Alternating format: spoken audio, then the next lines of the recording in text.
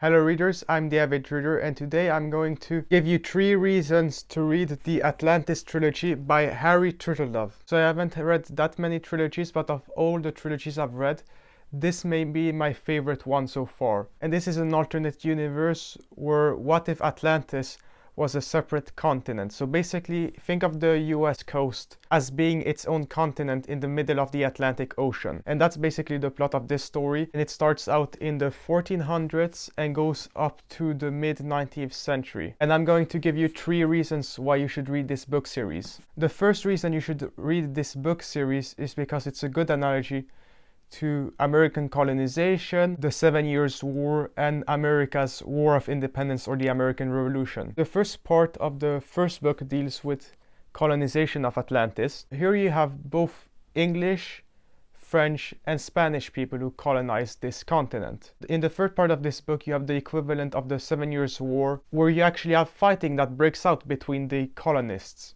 So you kind of get to see the differences between the French colonists and the English colonists in Atlantis. And in the second volume you get an analogy to the American War of Independence or Revolution with the Atlantean Revolution. The second reason you should read this trilogy is that you get to witness the brutal experiences of slaves in the third volume, Liberating Atlantis. The main character in this book starts out as a house slave, which isn't that bad for a slave, but then he becomes a field hand, a laborer, and you get to see the brutal working conditions of the slaves there, and also how they are brutally whipped if they screw up. So you kind of get to empathize with slaves and you understand why they might revolt. And the third reason you should read this trilogy is because you actually get to follow a political dynasty throughout these centuries, the Radcliffe dynasty. So in the first book, the founder of one of the English colonies in Atlantis is a Radcliffe, and you have basically 2 different factions of Radcliffes who form between his 2 sons. And this you get to see in the second part, where you have the more civilized Radcliffes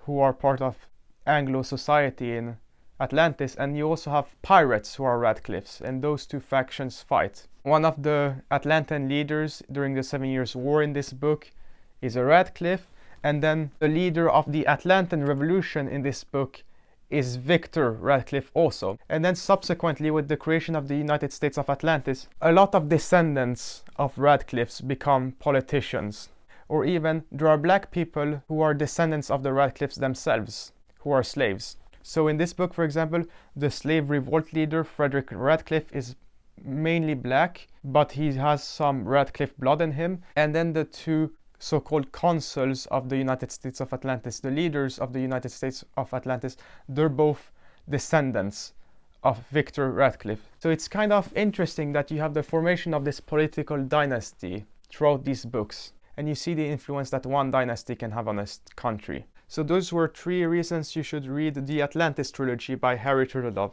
These are all 10 out of 10 reads in my opinions. They're among the best books that Harry Turtledove has written, along with the Southern Victory series. So if you're interested in getting into alternate history, but you don't want a large series like World War or Southern Victory, you just want a trilogy, then I would recommend you to start out with Harry Turtledove's Atlantis trilogy. Well worth reading. And if you're interested in learning more about this topic, then you can click on this playlist where I have reviewed the books of this trilogy. Anyways, I'm the Avid Reader, and I will see you readers next time.